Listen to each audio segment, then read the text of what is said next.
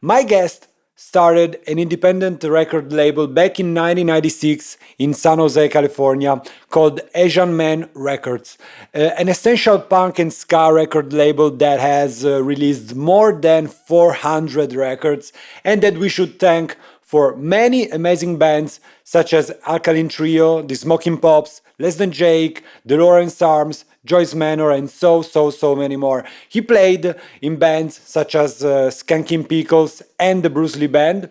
He just wrote an autobiographical book called Elvis is Dead, I'm Alive, the story of Asian Man Records, which is out now, by the way. His name is, of course, Mike Park, and I'm so happy to have him on the show. Hi, Mike, and thanks a lot for being on my podcast. Oh, thank you so much for having me. I appreciate it. Just quickly, the book was written by a gentleman named Mike Huguenot. Aha! So I it's didn't know his. that. My bad. That's okay, but it is a great book, and it's his after hundreds of hours of interviews that he did with different bands on the label. It's his vision that that book came to Uh-huh. fruition. Yeah. Okay, I didn't know that. Yeah, because of course it's like in my list of the books I want to read, but it's too soon, so I don't have it yet. So it's on my list. But yeah, now I know it a little better. Great. Uh, so Mike, first thing I always ask all of my guests is, have you ever felt weird, strange, different from the other people? And if yes, did it affect your music and the things you do? Yeah, of course. For me, it was a lot of variables. Also, being I grew up in a affluent area of San Jose, a suburb, and I was only one of five Asian male students at my school, and so we we the five of us actually started a band, and we called ourselves Yellow Jam was the first name, and then we called it Yellows with Chink Attitude. We were trying to it was a way for us to be humorous, but also we were trying to emulate like NWA at the time and throw some of our political flair with comedy. But it was us just being outcasts. We were unable to kind of be seen as regular kids because we were different, and so we just kind of bonded over the fact that we were the five Asian males in our class. Hmm. And what's the most precious thing you've received from your feeling strange? I think it was the fact that I was able to go on a different path in life. In Mm. Asian culture, there's a very a real problem with parenting and the expectations of your family to become something successful like a doctor or a lawyer or an engineer, and it was not something I wanted to do. And so that strangeness made me dive deeper into the underground, into punk, and kind of rebel against those norms, social norms of the especially Korean American uh, parenting that you had to be better than everyone else, and I just didn't Mhm. buy into that. What's one or two of the scariest or most dangerous things you've done as a child or as an adolescent? As a child, I think I was a pretty safe child. I think the danger just started coming when I was uh even as a teenager going to punk shows in the 80s. Obviously it's a lot different now. There's a lot more danger involved at the time.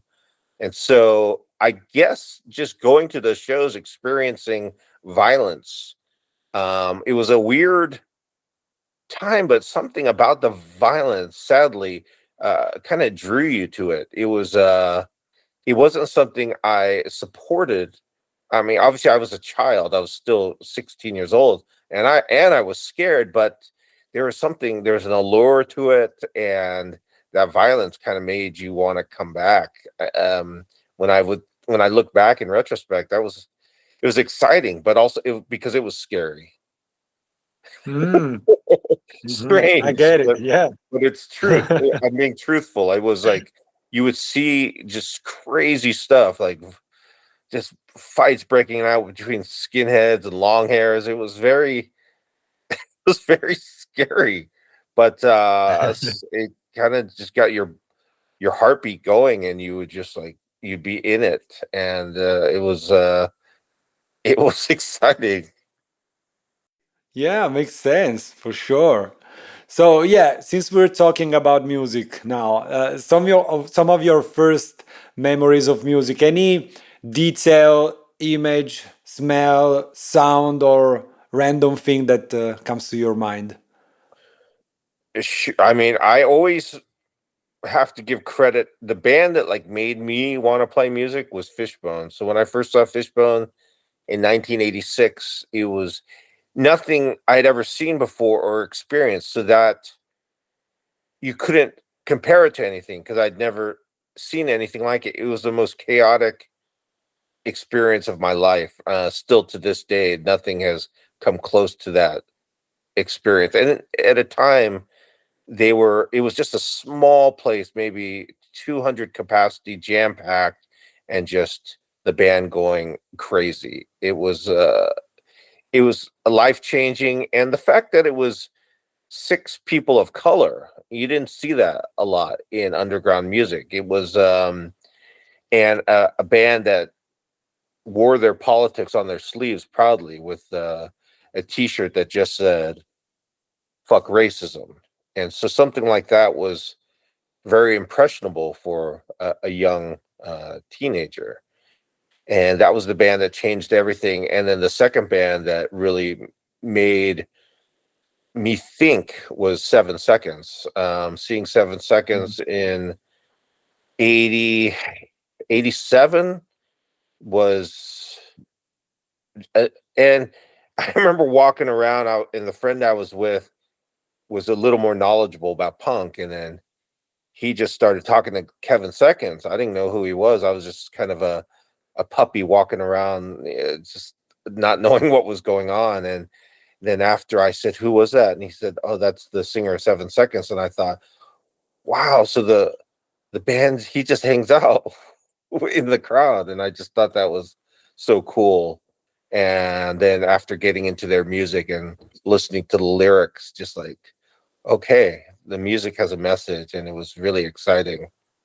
The fact that I was able to release a record by Kevin Seconds and then also release a record by Angelo Moore, a Fishbone, it was just a dream coming true. I love it. Full circle. So yeah, so as I was saying, you started Asian Man Records in 1996 in your parents' garage, and it's still going on. Same record label, same garage. 30 years is a long time for an independent record label, I think. So I mean, you basically grew up with it. So if you could go back in time to the 1996 you and give yourself a few pieces of advice, what would they be? And also, while we're back in time, what's the most useful mistake you've made running the label? To be honest, I'm pretty happy with the course of the 30 years. There's not a lot I would want to change other than maybe a few bands I shouldn't have released and a few bands I should have released. I'm not going to put anyone under the bus and say who I shouldn't release, but I mean, I had a chance to work with the band Scowl, um, the hardcore band from San Jose, Santa Cruz, and then I feel like I had a chance to work with At the Drive-In too, and I didn't Mm, follow up on wow. that. So those are two. At the Drive-In was kind of maybe maybe I'm pushing the limits of if it could have really happened, but I talked to their manager and he had said they're looking for a label, and he gave me the CDs, and I just didn't I didn't like it. The early stuff. But the Scowl was something that I could have done. It was really a big mistake on my end, but I'm not going to live in the past. I do feel like everything has worked out for a reason, and I'm really happy and proud of the way things have gone for the last 30 years, and it doesn't feel old to me. I feel as fresh and invigorated today as I did when it started. The only difference is I know my limitations, and I feel like I've gained wisdom, and I'm smarter about the way I do things. That's great. Yeah. So, yeah, and I invite everyone who wants to know more about Asian Man Records to get the book. Elvis is Dead, I'm Alive, the story of Asian Man Records. And uh, I was wondering if someone decided to make a biopic movie based on the book and asked you to pick a pivotal moment in your history to use as the opening scene and then maybe go back in the timeline, what moment would you pick? It could also be something that maybe is not in the book but something that's important in the Asian Man Records history. It wouldn't be in the book. I would go straight back to Fishbone or 7 Seconds, having me be at the show, and just a Wow. young impressionable punk just going, whoa, this is fun being in the pit and just circle pitting and having fun. And that was the beginning. That could be the beginning of the movie of how it started. I love it, the spark. Great. Also, what should we call the movie? I mean, should it be the same as the book, or do you have any other Yeah. title? I think the book title is great. That was It's all. great. Yeah, the author, Mike Huguenot, he's the one who came up with that title. It's from a lyric, a Skank and Pickle Mm. lyric. But Uh-huh. I love it. It's great. It's great. And so you put out so many records over the years, and it's probably so hard to pick a few out of the list, I know. But I was wondering if you could send three Asian men vinyls into space as a testament for ET to learn about you, what records would you pick?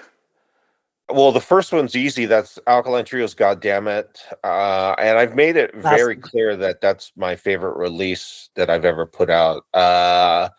Now the other two, that's difficult. I would say maybe MU330's "Crab Rangoon."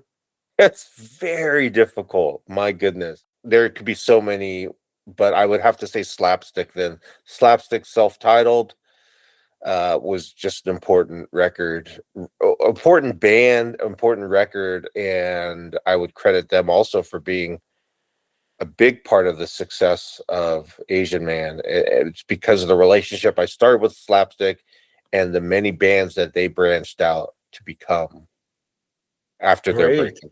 Yeah. It's a great selection. I think ET will enjoy it. Also different moods. So I love it. We said his name more than once. So if Elvis was alive and specifically asked you to re-sing all the vocals on one of the records you put out over all these years, just to make an Elvis edition of that record, what record would you pick? You can also pick a few. Yeah, man, I feel like he could do a good job actually with quite a few of the records. I would think maybe some of the more poppy stuff. So maybe we have a newer band called Sweet Gloom. I think he would do great. That singer of that band is a huge Elvis fan too. So that's Oh, why wow. that came to mind. I would love to hear Elvis do a ska record. So maybe like what could be maybe like a Chris Murray album. He would do more like a rock steady sound with Elvis's voice. That might be a good one. And I guess while we're at it, we should have him do more like a hardcore record. So maybe the classics of love, Jesse Michaels from Operation Ivy's, uh, his EP that we put out that is just brutal hardcore. That would be a good Elvis one. I must say that I would love to hear an Elvis version of If I Could Only Listen to My Heart. I Yeah, mean, I think he would do a great job singing that. yeah, for sure. I mean, I'd love it. So, if a magic spell could turn you into the lead singer of any band from any era, dead or alive, for one summer only, which band would you choose? Oh boy, singer for one band. I would love to. I'd have to go with a smaller band because, but has. Let me think. What would be a great era of singing? And I'm thinking of the whole package: a good experience, a good era, good songs.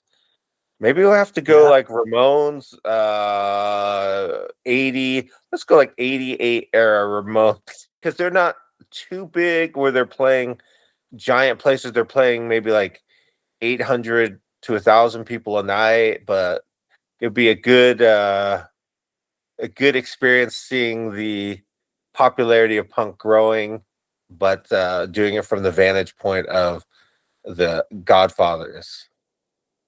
My choice when I think about this question, my choice is always Huey Lewis and the News. How Oh, fun would that be to be singing those songs? for the sports era. Yeah, even the four era would be great. I mean, would be I fun. saw him once. He was at a show that I went to. He was in the audience. And I Wow. thought it was strange because it was a small show and it was a ska band from Reno, Nevada. And I found out he was friends with the bass player who was older. That was probably like 93, 94.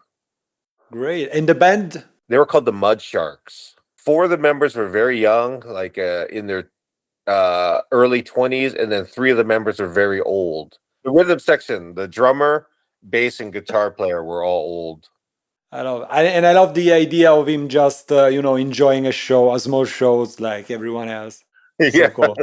So it's a pretty crazy time to be alive. In many ways, it feels like we're taking huge steps backward, especially when we talk about minorities, human rights, the environment, equality, and I could go on and on and on and on. What helps you find the strength to get out of bed in the morning and keep fighting the good fights? Some days are harder than others, but the fact that I am head of a household with children and a wife, I have to provide, so I can't just give up. And I do deal with mental health issues too, so that's another factor, but it makes me have to fight even that much harder to keep going. In terms of the political climate, that is something that does affect my mental health, and I Mm. admittedly do too much doom scrolling, is what they call it in the United States. I don't know. Yeah, same here. Yeah, same here. Yeah. And that's not good for me. But I do want to be informed as much as I can and to be able to form an opinion about current political climate but at the same time I know it's not good for me.